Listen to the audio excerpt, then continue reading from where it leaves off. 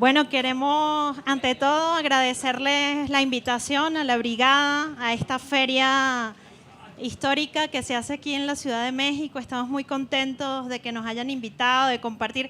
Está muy difícil para nosotros hablar después de la banda de rock and roll que nos precedió, pero bueno, haremos todo el intento por compartir con ustedes algunas reflexiones sobre Venezuela, de donde venimos. Como ustedes saben, un país que hace 21 años ya se propuso hacer una revolución, comenzar una revolución. Y bueno, queremos compartirles un poco de esa historia, que es nuestra historia, y sobre todo porque creemos que México está viviendo también un momento muy especial y muy importante también de su historia política, social, cultural, y que nos identifica muchísimo, nos mueve muchísimo también y nos conmueve muchísimo también por lo que nosotros venimos y nosotras venimos haciendo en Venezuela. Y bueno, quiero comentarles esta historia. En nuestro caso comenzó en el año 1989, donde América Latina toda, ustedes saben, vivía un momento muy complejo de paquetes neoliberales. Con ustedes compartimos también presidentes entreguistas que entregaban todo a los Estados Unidos, que privatizaron hasta, bueno, pretendían privatizarlo todo, desde la salud, la educación, pero esas intenciones se encontraron también con la resistencia de los pueblos. En nuestro caso, esta historia tiene un hito muy importante en 1989 con el Caracazo. No sé si ustedes escucharon de esa historia. En el Caracazo, bueno, fue un pueblo, nuestro pueblo en Venezuela, enfrentado a un gobierno entreguista, el gobierno de Carlos Andrés Pérez, que pretendía aprobar un paquete de medidas que, como les decía, lo pretendía privatizar todo. Y bueno, ese pueblo se levantó y hubo una masacre que es una de las masacres más grandes de nuestra historia política. Ocurrió, las armas de la Fuerza Armada fueran volcadas contra el pueblo, y ahí empezó a emerger también un movimiento muy interesante de los militares en nuestro país, que no todos estaban a favor de masacrar al pueblo venezolano. Y bueno, de ese germen viene también Hugo Chávez, que sé que lo conocen, que el nombre del comandante Hugo Chávez, bueno, recorrió y sigue recorriendo parte de las luchas en América Latina. Y bueno, en 1992, parte de ese movimiento de militares bolivarianos, revolucionarios, se levantaron también en contra de estas falsas democracias representativas. Y bueno, el presidente Chávez fue preso con otros militares. Este foro se llama Venezuela Hoy, pero yo creo que no podemos entender Venezuela hoy si no hacemos un breve recorrido, por lo menos de manera muy general, de estos hitos importantes. En el 92 se levanta Hugo Chávez con otros militares patriotas y bueno, hacen una intentona de golpe de Estado contra el gobierno de ese momento. Fue un intento fallido, pero bueno, empezó un proceso de acumulación política muy importante que va a tener una victoria electoral en 1999. En 1999, Hugo Chávez gana las elecciones en Venezuela con un importante apoyo popular que se va a mantener en los años subsiguientes de la Revolución Bolivariana. Entonces, bueno, les comento esto porque es un recorrido y forma parte de esta misma historia de lucha de nuestros pueblos contra el neoliberalismo. Es la misma pretensión histórica de soberanía, de independencia. Nuestro proceso comienza en el 99 con un proceso constituyente, y lo primero que se propone es pasar de una democracia representativa a una democracia participativa que viniera a remover o a dejar atrás la democracia de las élites y le diera voz y participación real a los que siempre y a las que siempre habíamos sido excluidas y excluidos: los indígenas, los afrodescendientes, los estudiantes pobres. Ese proceso revolucionario y esa constituyente empieza a darle voz y voto a los que nunca tuvimos voz y voto en nuestro país. Por eso es un proceso profundamente democrático, y como decía el compañero que nos presentó este foro, por más que hay sanciones de los Estados Unidos, por más que hay guerras económicas, por más que algunos decimos que nos asesinaron al comandante Chávez porque algunos creemos que fue un cáncer inoculado, que no fue un cáncer real, ¿no? Y bueno, es un debate, pero bueno, me suscribo en esa idea. Y bueno, por más de intentos de golpes, de desestabilización de nuestro país, es un pueblo que se mantiene firme, y esto tiene que ver precisamente con esta historia que les venimos a compartir venimos a compartir con ustedes hoy, que tiene que ver con esa historia de resistencia. Entonces, bueno, se armó ese proceso constituyente y se armó también un proceso de democracia y que nosotros llamamos de poder popular. El poder popular para nosotros es un concepto clave que nos ha permitido resistir todos estos procesos, ¿no? Hugo Chávez lanza el proceso constituyente, democracia participativa, y también la segunda acción más importante a mi criterio, y creo que ahí lo compartimos, tiene que ver con nacionalizar los recursos naturales, el petróleo, el gas, los hidrocarburos. Esto le produce que nuestro proceso en el 2002 le hayan dado un golpe de Estado. A los 3 años de estar en el poder nos dan un golpe de Estado a los Estados Unidos. Y bueno, ese golpe de Estado, milagrosamente, gracias a la voluntad de un pueblo que salió a las calles, duró 48 horas. El pueblo retomó el poder político en 48 horas y Hugo Chávez regresa al poder después de este intento de ruptura del orden constitucional en nuestro país. Por eso es importante para nosotros y nosotras este proceso que se da de soberanía y de recuperación de los recursos naturales, que implica, y lo traigo a colación porque sé que en México está en un debate interesante ahorita sobre la soberanía energética y todos los intentos también que la Cuarta Transformación está haciendo para recuperar la soberanía y profundizar la democracia también en México, ¿no? Y en este sentido, a nosotros ese intento de nacionalizar los recursos naturales, petróleo, gas, hidrocarburos en general, recursos naturales. Los Estados Unidos es nuestro país es un país que tiene uranio, que tiene recursos naturales muy importantes en la Amazonía, que compartimos con Brasil y Colombia, y en este sentido, por muchísimos años, estos recursos naturales se iban directamente en aviones norteamericanos para la fabricación de armas, entre otras cosas, ¿no? Entonces, bueno, este intento, que fue un intento que contó con muchísima voluntad política y respaldo popular, costó no solamente golpe de Estado, sino que nos ha costado una historia de 20 años de tensión con los Estados Unidos.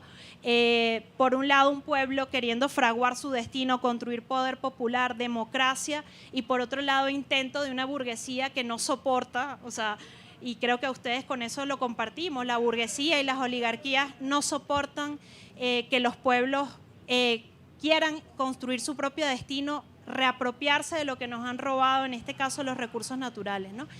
Y bueno, voy cerrando diciéndoles que ha sido, en el caso venezolano, una batalla no solamente política, económica, sino también una batalla en el orden cultural y en el orden de las ideas. Yo puedo decir como testimonio personal, cuando a mí me preguntan qué pasa en Venezuela, porque sé que lo que a ustedes les llega es muy negativo, ¿no? Lo que a ustedes les llega es que todo el asunto migratorio, que estamos pasando hambre,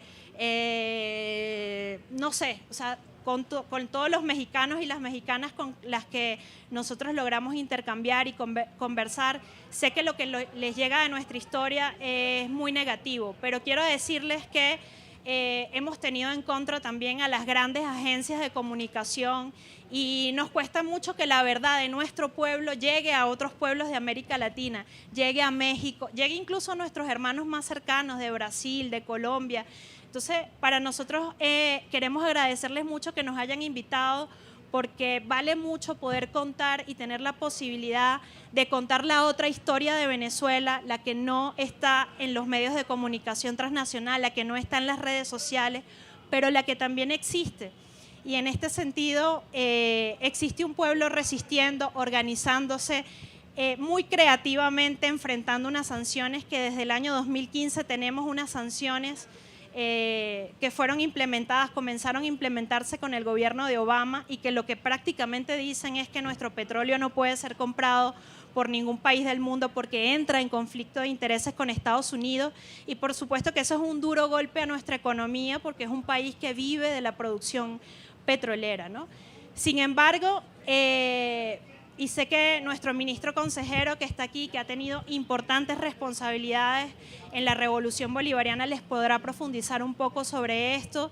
Estamos en un proceso actualmente de recuperación económica y estamos en un proceso también no solamente de resistencia, sino también de creatividad y de producción local. Para nosotros es muy importante las comunas, es como nuestra forma organizativa local y es lo que nos ha permitido. Yo tengo un documental, está en YouTube, está liberado ahí, se los comparto, se llama La Comuna Venezolana y un poco habla de esta experiencia de cómo el pueblo venezolano sortea y enfrenta un bloqueo económico criminal. Ustedes han escuchado del bloqueo a Cuba, que es un bloqueo que ya tiene más de 50 años. Bueno, contra Venezuela también hay un bloqueo muy fuerte, no solamente económico, sino cultural y comunicacional, porque que a ustedes no les llegue que Venezuela fue un país que logró en muy poco tiempo alfabetizar a su población, construir un sistema de salud público muy interesante con apoyo de Cuba, territorializado, un médico en cada barrio resolviendo problemas de salud que históricamente estuvo privatizado. Yo sé que eso no les llega a ustedes y que para nosotros y para nosotras es muy valioso comentárselo. Que una revolución como la nuestra dejó atrás la privatización de las universidades. Andrés Eloy, por ejemplo, fue rector de la Universidad Bolivariana de Venezuela, donde yo hice mi primera carrera universitaria, donde no me costó ni un bolívar graduarme ni tener acceso a la educación pública. Y yo creo que esas cosas tienen que ver mucho con una revolución que puso en el centro al ser humano y no al capital, y una revolución que tuvo prioridades humanistas de resolver los problemas sociales heredados y del neoliberalismo más atroz, ¿no? Eso implicó lo que les decía, nacionalización de los recursos naturales, pero también nacionalización y también como volver, o sea, que el Estado tuviera un sentido social que pudiera estar al servicio de resolver los problemas más importantes del pueblo venezolano. En ese sentido, están ahí las cifras de lo que la revolución ha hecho en salud pública, en educación pública, y también en la construcción de espacios formativos. Yo creo que somos un pueblo también que logró en estos años un alto nivel político de formación política. Por eso, por más guerra económica, mediática, bloqueo, es un pueblo que sabe entender por qué tenemos las dificultades económicas que tenemos, incluso porque no las negamos. Tenemos unas condiciones económicas muy complejas que nos impone el bloqueo económico, pero también sabemos quién nos impone ese bloqueo, también sabemos quién nos impuso las sanciones y también sabemos la calidad de vida que logró nuestro pueblo con la Revolución Bolivariana. Entonces, bueno, queríamos compartirles brevemente esta reflexión. No sé si al final podemos tener algunas preguntas. Seguramente ustedes tienen interrogantes sobre Venezuela y bueno, tenemos toda la disposición de compartirles un poco en esta tarde parte de nuestra verdad, parte de nuestra lucha y parte de nuestra resistencia también de un pueblo que admira mucho lo que está pasando en México y que también le agradece a lo que está pasando hoy en México. No sé, yo siempre que hablo con mexicanos y mexicanas, les comento que en el 2016, 17, pero en el 18 y 19 tuvimos incluso una situación de desabastecimiento de alimentos. No se conseguían alimentos y México fue solidario con nosotros y nosotras y nos mandó la harina que ustedes hacen para las tortillas, la maseca. Bueno, nuestro pueblo que nunca, nosotros la tortilla no, nosotros es las arepas, bueno, pero la harina de las tortillas la usábamos para las arepas, nos llegaron, no sé, frijoles, nos llegó en un momento muy crítico.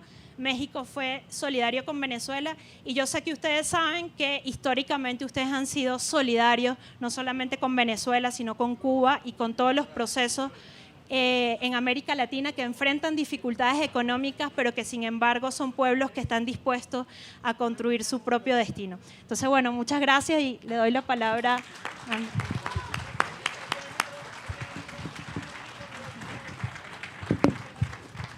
Gracias. Bueno, mire, Usted sabe lo que es que a uno le den una mano cuando uno está metido en un hueco. Que está ahí y le dicen, mira, sal. Eso es lo que yo siento. Que me han dado la oportunidad de la palabra después de ser invisible.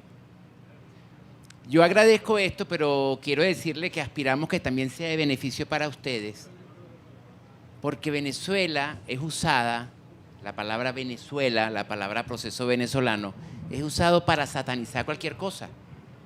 Venezuela ha sido el tema electoral más popular en toda Latinoamérica.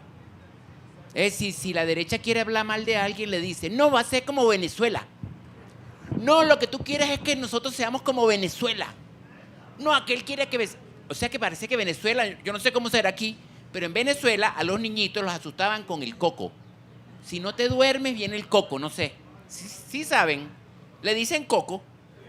Bueno, Venezuela es el coco de la política de la derecha internacional. Es probable que ustedes en el año 1918 escucharon eso. El que no se puede nombrar sabe, pero todo el mundo sabe quién es. Quiere convertir a México en Venezuela. Y probablemente en el 24 lo van a volver a seguir escuchando. Y probablemente los que escuchan el Estado, los que vivan en el Estado de México, lo escucharán ahorita en unos meses. ¿Qué quiere? Entonces nosotros queremos decirle, mire, le voy a decir lo primero que es Venezuela. Venezuela es esto. Venezuela son dos generaciones. Los que estuvimos en el año 1970, 80 y 90 peleando contra el neoliberalismo, que tiene como punto de inicio Chile y el asesinato de Salvador Allende. Y esos que estábamos peleando, yo tengo 62 años, y esos que estábamos peleando, conseguimos a un hombre que porque mataron a 5.000 personas en 2 días en el Caracazo, dijo que él no podía usar el uniforme para seguir apoyando a esa gente, y en el 92 hizo algo que se llama la rebelión militar del 4 de febrero, que es Hugo Chávez. Y Chávez logró que entonces entendiéramos que sí teníamos patria y proyecto de país. Y con él fuimos del 92 al 97, al 99 a unas elecciones y ganamos. Y como Yecuana les dijo, ahí arrancó una historia. Entonces Venezuela es esto, unos que traemos sueños del siglo XX para sembrarlos en el XXI, y una generación de jóvenes, de mujeres del 21 que agarran esos sueños para que lleguen intactos al 22. Nosotros pudiéramos decir que nosotros somos el aspecto fundamental, pero tenemos en Venezuela una generación de mujeres, de hombres, de muchachas, de muchachos que comparten la certeza de que hay un mundo de la felicidad posible. Eso es Venezuela. Y los detalles se los estaba dando ella. Yo había puesto aquí para comenzar que les iba a decir que la charla tenía que llamarse El castigo a la herejía de la soberanía y la dignidad. Porque lo que están haciendo con Venezuela es aplicarle un castigo.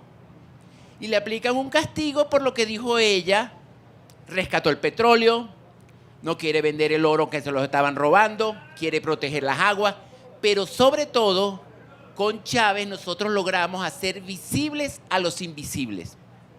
Los invisibles son los pobres.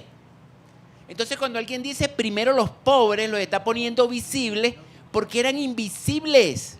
Y si ustedes quieren saber cómo es ser invisible, usted se para en un semáforo, ve la gente cómo pasa con su carro con los vidrios altos, y hay un niñito de 6 años que debiera estar jugando o comiendo y está vendiendo alfajor, se llama. ¿Y sabe qué hace la gente? Sigue de largo, porque son invisibles. Invisibles eran las mujeres, invisibles eran los indígenas, invisibles eran todos los pobres y todas las pobres de Venezuela, que eran tan invisibles que no tenían ni siquiera una cédula de identidad para poder votar. Es decir, hablando en mexicano, es como si no tuvieran INE. Y entonces si usted no tiene INE, no vota. Y si yo quiero su voto, ni siquiera para comprarle el voto con una lámina de zinc, ni siquiera para darle 2 sacos de cemento, porque no tiene cédula, no va a votar. Entonces Chávez rescata, antes de rescatar los recursos, rescata la dignidad humana en hacer visibles a los invisibles, que es lo que hace que del 92 y sin ser gobierno hasta el 99 se vaya para las catacumbas, haga un proceso constituyente, gane un proceso constituyente, y cuando le dan ese golpe de Estado del 92, que lo tuvo, del 2002, perdón, que lo tuvo preso 48 horas, al tercer día resucitó. Usted cree que era que mentira, pero lo pusieron preso en la madrugada del viernes y en la noche del domingo estaba llegando en un helicóptero a Miraflores con el impacto y la fuerza de un pueblo y con la conciencia de unos militares. Allí el secreto es conciencia y unidad. Venezuela es eso, conciencia y unidad. Y ella lo que le está diciendo es que ha habido conciencia y unidad. Y eso que se hizo, conciencia y unidad, se tradujo en educación. Ella le habló de alfabetización. A mí me gustó que al final ella dijo Andrés Eloy. Porque ¿sabe qué? Los cargos ese, que si uno es ministro, consejero, que si viceministro, todo eso es transparente, es temporal. Lo correcto es que uno sea una persona con un nombre. Y así somos todos, entonces yo prefiero que me digan siempre Andrés Eloy. Y entonces nosotros trabajamos porque las personas supieran leer y escribir, porque después tuvieran derecho ya a la primaria, a la secundaria, a la universidad, al trabajo, tuvieran derecho al trabajo, tuvieran derecho a la alimentación, a la vivienda. Logramos tener el 100% de la población entre 17 y 25 años estudiando. Logramos hacer que las muertes de mujeres embarazadas fuera el nivel más bajo de toda América Latina. Logramos tener un indicador que es el coeficiente de Gini, que es el de la desigualdad, que era el más chiquito. No es que no hubiesen pobres ni ricos, sino que la distancia era tan baja que se le daba que podíamos tener todo un buen vivir. Y un buen vivir es que uno tiene derecho a una casa, a irse para un cine, a comer un día un perro, aquí no le dicen, pero a comerse un día unos tacos, a tomarse una horchata o una cerveza. Digamos, a que la vida tenga todas las dimensiones que nos venden en la televisión, pero que no accedemos. Fíjense qué sencillo. Eso es Venezuela hoy. Un país que a pesar de muchas sanciones sigue luchando para garantizar eso. Yecuana dijo, nos envenenaron a Chávez y se nos fue de alguna manera en el año 2013. Y en ese momento los gobiernos imperiales decidieron el momento para ahorcar a la gente. Porque es como en la escuela. Si usted estaba saliendo de la escuela y yo soy de segundo o tercer grado y tengo a mi hermano que es de secundaria y salgo con él, es más difícil que me peleen. Pero si salgo solito, ahora saliste solo, no tienes quien te defienda, ahora te caigo a golpe. Y entonces eso fue lo que quisieron hacer con el gobierno del presidente Nicolás Maduro.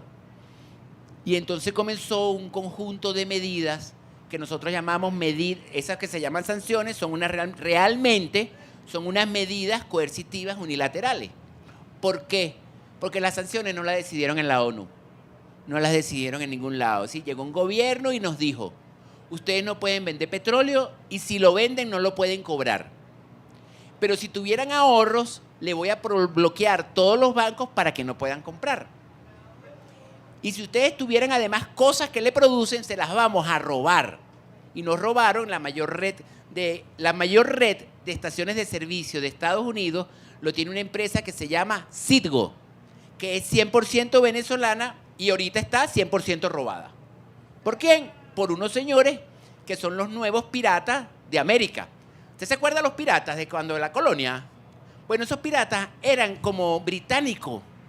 Los utilizaban los británicos para embromar a los españoles. Ahora hay unos nuevos piratas, pero están del otro lado de la frontera. Y los piratas entonces deciden que se quieren agarrar todas las empresas de Citgo y las agarran.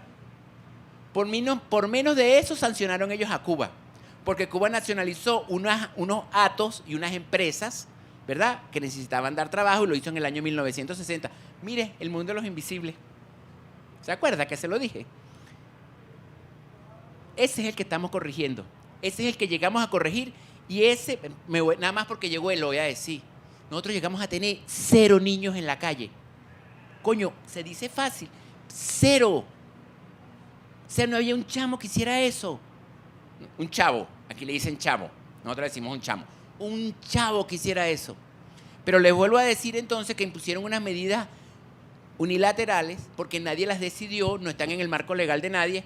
Es decir, es como si mañana se despertara algún funcionario de Estados Unidos y dijera, todo lo que pasa la familia, los 30 o 40 millones de mexicanos de Estados Unidos a México, lo vamos a suspender.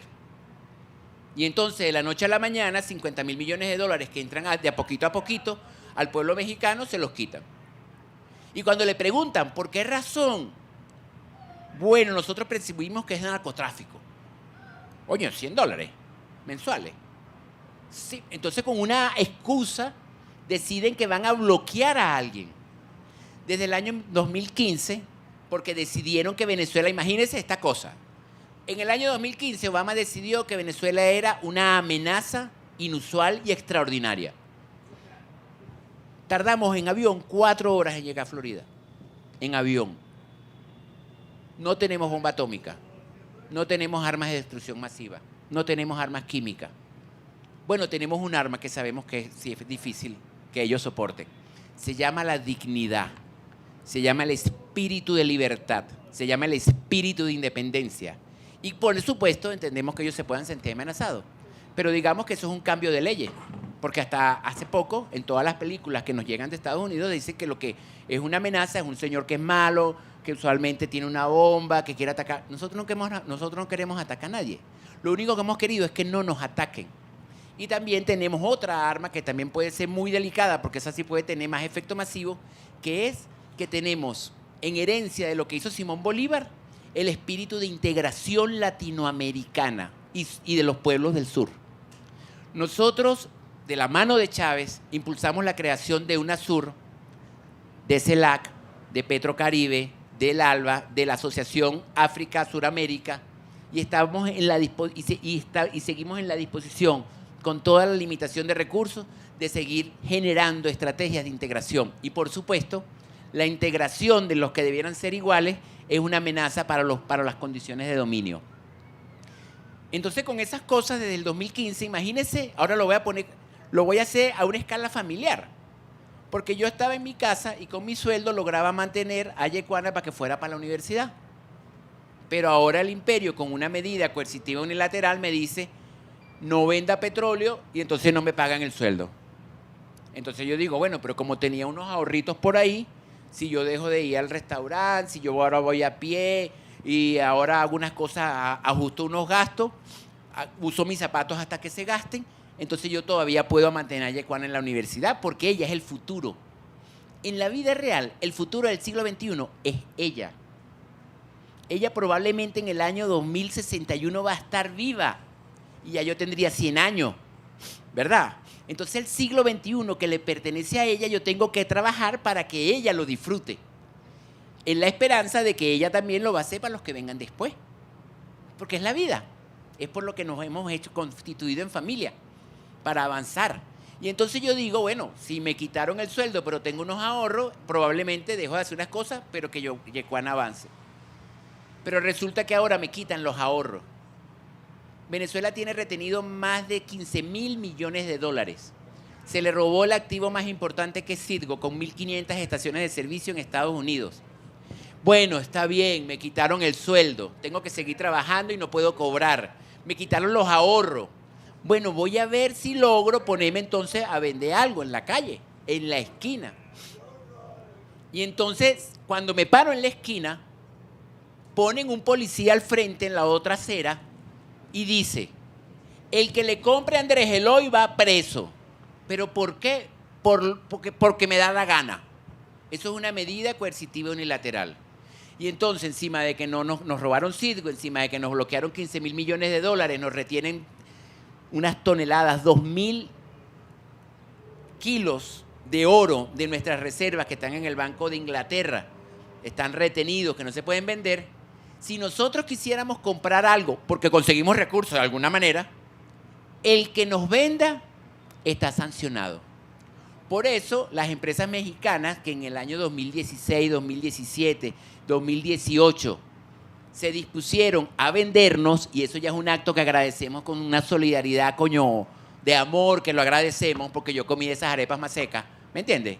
Y usted sabe cómo es la pasta, usted sabe la pasta que es como amarillita y negra. Una pasta, espagueti. ¿Cómo se llama?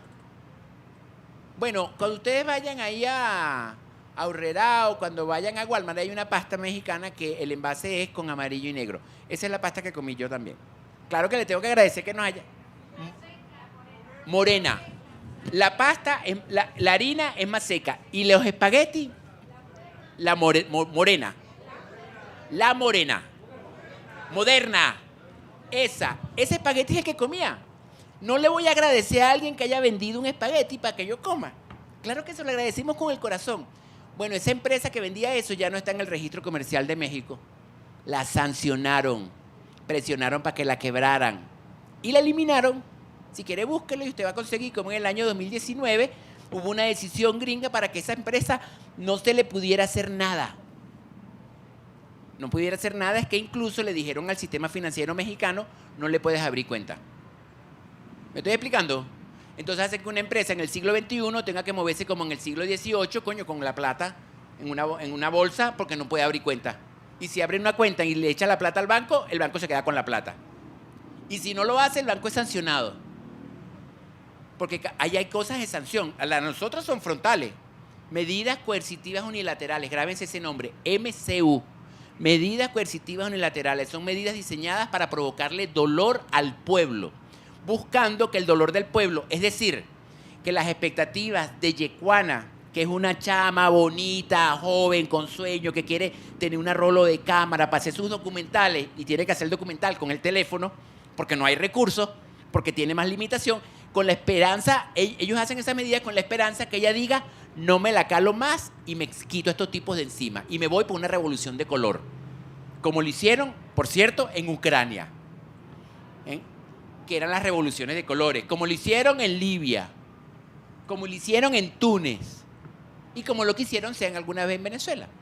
Pero esas medidas entonces se traducen en una limitación, en una limitada disposición de recursos, en una imposibilidad de comerciar, en una posibilidad de relacionarse, y eso se hace buscando provocarle dolor al pueblo para que ese pueblo se convierta en el enemigo de la propia revolución que lo está liberando. Uno dice que no sucede, pero sí sucede, porque uno tiene maneras de luchar.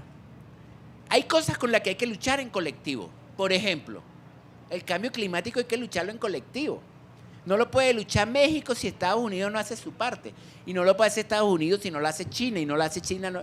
Si no lo hacemos todos, no. Porque si no es Haití. Usted sabe que en Haití la gente tiene que agarrar los poquitos árboles para hacer leña. Y entonces la gente le dice, no, coño, el cambio climático. Porque cuide los árboles. ¿Y qué cómo? Cuando Venezuela le mandó unos barcos llenos de gas a Haití, bloquearon el barco. Bloquearon el barco, que se dice fácil, es que Estados Unidos en las aguas internacionales coloca unas lanchas. Y las lanchas están con militares armados.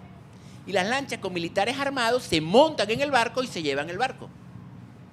En plena crisis del COVID, en el año 2021, me va a corregir Yecuana si fue en el 21 o en el 22, nuestros hermanos de Irán nos enviaron un barco lleno de gasolina. Y el barco venía, claro, ustedes entienden, ¿no? Sale por allá, por el Cuerno, pasa por debajo de África tiene que cruzar todo el Atlántico Sur para venirse para acá. Cuando estaba llegando al Caribe Oriental, que son las islitas, les abordó un destructor norteamericano. ¿Qué hace el capitán del barco? Porque eso es un barco de marina mercante, los tipos no tienen ni pistolita. ¿Qué hizo el capitán del barco? Hace caso. Tiene que hacer caso. ¿Y para dónde llegó el barco? A Panamá. ¿Y dónde está la gasolina? ¡La vendieron! Los tipos agarran como los piratas. ¿Se acuerdan los piratas? Los piratas como, ¿cómo se llama el tipo que hace películas de piratas? Los piratas del Caribe. Como los piratas pero no con tanta gracia. Eso lo hacen como para que uno le tenga gracia a los piratas. Los tipos son los nuevos piratas, pero ahora con barcos que tienen la insignia de la barra y las estrellas. Entonces, eso es Venezuela hoy.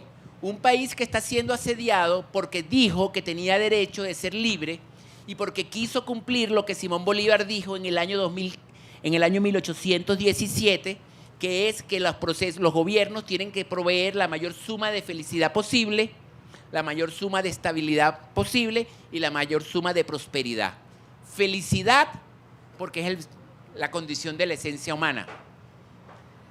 Estabilidad para poder relacionarnos en un sentido de comunidad. Y prosperidad para que esto ayude al buen vivir de muchas generaciones. Y eso que lo dijo Bolívar en el discurso de Angostura, que es lo que tuvo Chávez proclamando y construyendo, y es lo que sigue construyendo el comandante, el presidente Nicolás Maduro, es lo que es atacado, es lo que es satanizado. Yo le voy a decir que es Venezuela.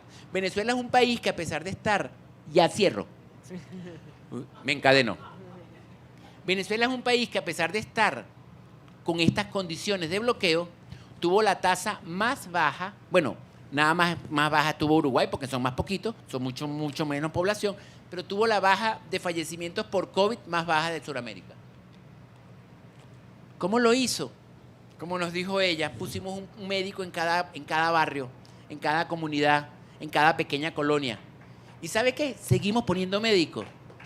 ¿Y sabe cómo estamos haciendo? Corazón. Ponemos el corazón y comenzamos a generar, como dijo Yecuana, nuevas formas de organización.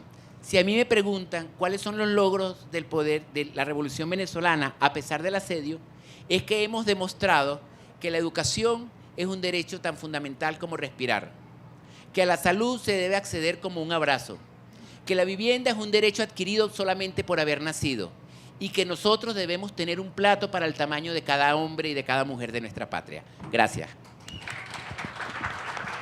Eloy, Yecuana, qué gusto haberlos escuchado. Ya hay varias gente formada. Tenemos poco tiempo. Tenemos tiempo, yo creo, de unas 3, 4 participaciones muy breves, compañeros. 1, ¿quién más? 2. Bueno, 3.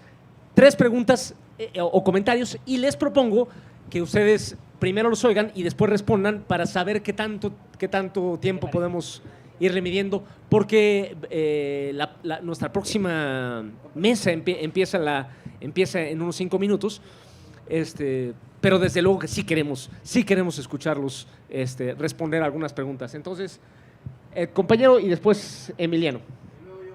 Y luego el otro compañero. Buenas tardes, mucho gusto en estarlos escuchando. Cuando Bolsonaro estaba en el gobierno, cuando Bolsonaro era presidente de Brasil, yo pensé que la situación de Venezuela estaba gravísima, porque este señor sí era un militarista y estaba podía agredir a Venezuela. La situación estaba grave. ¿Qué piensa usted hoy en día del gobierno de Lula? ¿Cree que ese gobierno está ayudando a la economía venezolana? Gracias. Emiliano. Buenas tardes. Solo quiero agregarles algunos apuntes muy rápido a la exposición de los señores, del señor y la señora, que me parece brillante. Quiero nada más decir de forma breve que si la revolución cubana, la Cuba de las últimas décadas, la Cuba revolucionaria, no se concibe sin la participación de México desde sus inicios, yo entiendo que tampoco se concibe la revolución bolivariana sin la participación de Cuba. ¿Por qué? Porque cuando Chávez sale de la cárcel después que intentó tomar el poder por la fuerza con los militares que lo siguieron, el destino que eligió Chávez para ir fue Cuba. Y cuando era un rebelde que había salido de la cárcel y llegó a Cuba, se encontró con que un hombre llamado Fidel Castro lo estaba recibiendo en el aeropuerto con honores de jefe de Estado. Y cuando Chávez dice, ¿pero por qué con honores de jefe de Estado a mí? Fidel le dice, porque tú eres el futuro jefe de Estado de Venezuela. Y pasaron unos añitos y Chávez fue el jefe de Estado de Venezuela. Yo quiero compartir ya para terminar, porque el tiempo apremia, una experiencia personal del año 2005, cuando se hizo la Cumbre de las Américas en Mar del Plata, que Fidel no pudo participar, porque si iba Fidel no iba Bush. Ustedes saben la historia, aquí en México, cuando Fox le dijo a Fidel, no me busque problema, come si te vas, es el problema que sufre Venezuela, el mismo castigo que ha tenido que sufrir Cuba durante más de 60 años. Quería hacer este apunte porque cuando Hugo Chávez dijo en el estadio de Mar del Plata, al lado de Diego Armando Maradona y un poquito estaba Adolfo Pérez Esquivel, había un hombre negro, sin barba en ese momento y con 18 años menos, al que desde Cuba le dijeron, ponte detrás de Chávez. Y si algo le va a pasar a Chávez, que te pase a ti. Ese hombre era yo.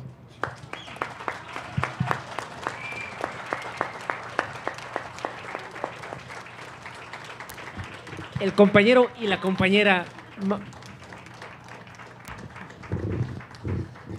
Emiliano siempre nos emociona. El compañero y después la compañera. Breves, por favor. Buenas tardes. Agradezco y los valoro en cuanto a su exposición, la que están teniendo aquí.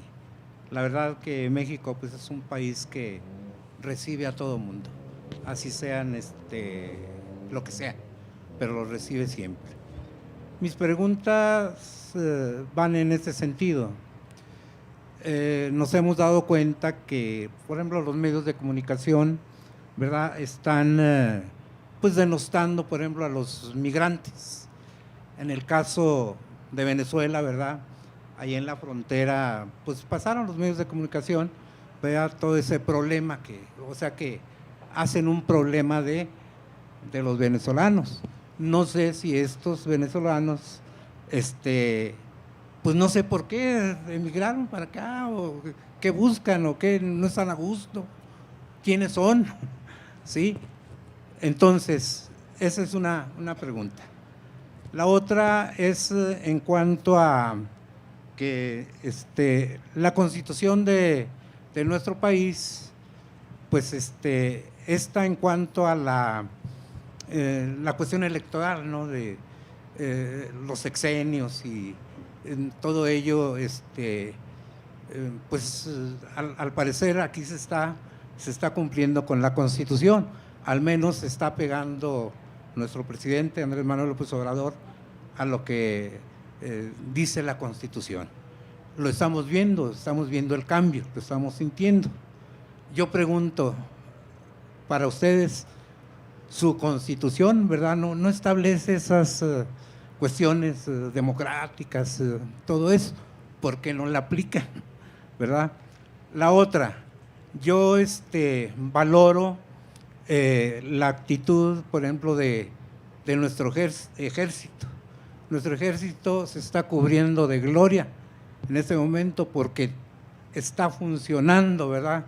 Está a favor de pues, las obras que nos hacen falta a nosotros. Está a cargo ya de muchos proyectos, unos ya realizados y otros que vienen por ahí. ¿Y qué pasa con el ejército de ustedes, por decir? Esa es mi pregunta. La compañera ya para terminar. Sí. Yo mi pregunta es que ¿cuántos años tienen viviendo esto que nos están platicando? Porque yo veo que aquí vienen muchos inmigrantes salvadoreños y aparte colombianos, pero dicen que están muy mal en su país. Pero aquí lo único que yo tengo miedo es que siempre vienen a robar y siempre están pidiendo en las calles. Pidiendo aquí, no, dice que allá no tienen trabajo, pero aquí hay mucho trabajo. López Obrador los invita mucho a que planten, eso que está haciendo mucho López Obrador. ¿Y por qué vienen los salvadoreños? Los colombianos nada más vienen a robar, a asaltar. A mi hija, dos colombianos le clonaron su tarjeta. A mí siempre que voy manejando, muchos salvadoreños están todos tatuados, todos. ¿Qué es eso? Pues hasta miedo, los maras salvatruchas. Y ahorita qué bueno que el Bukele los está encerrando, porque es lo que necesitaban. Porque digo, ¿por qué no hizo Chávez eso? Aquí, cuando son las elecciones, siempre nos dicen el sola, que vamos a hacer como Chávez, como El Salvador, comunistas. Y ya lo vimos, decía que López Obrador era un peligro para México, pero no, lo que querían es esos de la derecha, que no llegara López Obrador. 40 años duró López Obrador para llegar. ¿Y cómo estamos ahora? ¿Cómo estamos gracias a las redes? A las benditas redes, como dice López Obrador, que estamos abriendo los ojos. Antes no, porque toda la prensa, todos los conductores de la Televisa nos dicen muchas mentiras. Entonces, gracias a las benditas redes sociales, me pregunta, ¿por qué está viniendo y se está yendo mucha gente de inmigrantes a Estados Unidos? Yo he viajado a Estados Unidos y allá en Estados Unidos les tienen miedo a los salvadoreños. Y a los mexicanos también, porque miren, tengo una hija que vive en San Francisco, California, y dice que desde que llegaron los mexicanos, se roban todo. Yo estoy en Estados Unidos, será lo peor. Yo amo a Donald Trump. ¿Por qué lo amo? Porque tiene muchos pantalones igual que López Obrador, y como tiene muchos de estos, el López Obrador. Entonces yo digo, Aquí dice López Obrador que nosotros somos ¡Viva AMLO! ¡Viva AMLO! ¡Viva la democracia!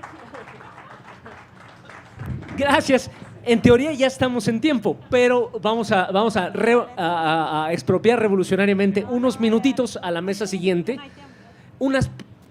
Nos encantaría oírlos. Unos tips, nada más queremos oírlos mucho más tiempo. Rapidito. Y después vamos a seguir platicando con ustedes Rapidito. en corto. Los comprometo aquí para que hagan una declaración final y seguir platicando con nosotros en corto porque nos quedamos con muchas dudas y ganas de escucharlos. Rapidito, porque fíjese, las dos primeras intervenciones relacionadas que tienen que ver con la cosa internacional. Y le digo, se lo voy a decir con algo que ustedes conocen, que es la historia de su hermoso pueblo, que es que en el Congreso de aquí declararon a Bolívar ciudadano mexicano. No ahorita, allá en la colonia. ¿Sabe por qué? Porque inventaron una cosa que se llamaba el Congreso de Panamá, el Congreso anfitriónico de la unión de todas las naciones. Le voy a explicar esto. Familia unida prospera. Hermanos que se ayudan avanzan. Hermanos que se pelean, la ruina de la familia. El imperio ha sembrado la diferencia de los pueblos, de los gobiernos. Entonces a mí me preguntaban por Lula, por lo que pasaba en Colombia. Bueno, le voy a decir, se lo digo así. No hay posibilidad de bloqueo si mis vecinos son mis hermanos y se comportan como mis hermanos. Y le digo aún más, que lo voy a decir en palabras de Andrés Manuel López Obrador. La única posibilidad de vencer el hambre en Latinoamérica es con una actitud antiinflacionaria de los gobiernos de América. ¿Qué pensamos nosotros? Que con los gobiernos unidos, con los gobiernos hermanos, con los gobiernos como lo que somos, latinoamericano, y si quiere saber qué es latinoamericano, busque una canción de Calle 13, con ese gobierno y con esas alianzas nosotros vamos a avanzar. Con respecto a la migración, le voy a decir la verdad, la gente a veces quiere resolver su problema solo. Las personas que consideran que se tiene que resolver el problema solo y tienen dificultades, se van, pero no se van del país, se van hasta de la casa. Hay gente que ustedes sabrán que deja a los padres con uno de los hermanos y los otros no tienen que ver. Ahora, la pregunta es si ese es el concepto de familia que queremos. Nosotros entendemos que todas esas medidas coercitivas unilaterales que provocan dolor afectan a la piel, el corazón y la conciencia. Y entonces hay una persona que cree que cruzando del río Bravo del norte al sur va a tener el modo de vida que vio en las películas. Y probablemente puede comprar una imitación. Incluso puede comprar un carro. Pero no estará en la tierra donde sembró su ombligo su madre y sus abuelos. Y eso tiene mucho sentido. Y eso lo saben ustedes cuando leen la historia de Villa, cuando leen la historia de Zapata, que son hombres que nosotros admiramos. Pero también lo ven cuando ven la historia de Frida. Y voy a hablar de una que es mexicana, porque usted sabe que los mexicanos nacen donde le da chingada gana, cuando uno ve una mujer como Chabela Vargas. Entonces, cuando ustedes tienen todos esos referentes, saben que migrar es una opción que usualmente se desarrolla con una intención individual, en condiciones difíciles. Y lo que le queremos decir, sí, estamos en condiciones difíciles, pero estamos en unas condiciones difíciles y por cada persona que migran hay 5 yecuanas que están haciendo eso que se llama el poder popular, que le vamos a pedir, y paso a Bornalo, que usted nos invite para que ella nos hable de eso. Y le voy a decir además ahora de 2 cosas. Número 1, las Fuerzas Armadas. Hay 2 paradigmas de Fuerzas Armadas. Las que tienen la Escuela de las Américas, que dicen las Fuerzas Armadas tienen que organizarse para atacar una invasión del vecino. Es decir, te ponen a pelear contra el hermano de al lado. Y pasó en Ecuador contra Perú, y pasó en Chile contra Bolivia. ¿Sí? Y hay otro paradigma que es el que tienen las Fuerzas Armadas, que por ejemplo lo tienen en Cuba, que dice las Fuerzas Armadas tienen que contribuir, porque usted tiene una gente ahí que estudió 5, 10, 20 años, tiene que contribuir. ¿Con qué? Con la sociedad. El papel de las Fuerzas Armadas es contribuir con la sociedad. Y usted sabe que después dijo que son las Fuerzas Armadas. Es el pueblo en armas. Porque ¿de dónde salen los soldados? ¿De dónde salen los enfermeros? ¿De dónde salen los que manejan los carros, los aviones, los mecánicos de transporte? Del pueblo. Y ese pueblo lo que está es disciplinándose para devolverle al pueblo lo que le ha dado en confianza, que son las armas para la prosperidad. Los invito a que busquen el discurso de Angostura para que lean esos 3 conceptos, felicidad, prosperidad y estabilidad, que son tan importantes para nuestro pueblo. Y por último, nada más quiero corregir algo. Por ultimito, nuestra Constitución establece la reelección. La establece. O sea que yo puedo volverme a elegir. Lo dice la Constitución. Ahora, fíjese esto. Si Angela Merkel dura 18 años en el gobierno de Alemania, es una líder. Y si Chávez dura 12, es un dictador. ¡Coño! Eso es una expresión de Venezuela. ¡Coño! Voy a decirlo así, no sé si lo digo bien en México. ¡No mames! Nicolás va a tener 12 años cuando llegue el 24. Pero los compañeros que están en la directiva del Fondo Monetario Internacional tenían 20. Ah, pero ellos no eran dictadores. Ellos eran líderes del mundo. Angela Merkel era una líder de Europa. Trudeau. Y le voy a decir algo, porque estamos en un país de aquí de América. ¿Cuánto tiempo tenía la reina que ya no está? ¿O cuánto tiempo tienen los reyes de Europa? Entonces, esto es importante que lo digamos. La democracia de Venezuela es respetada con un esfuerzo, primero con base constitucional y con un esfuerzo de hombres, de millones de hombres y mujeres que son los que han salido a defender la democracia cada vez que hemos sido asediados y cada vez que hemos sido exigidos.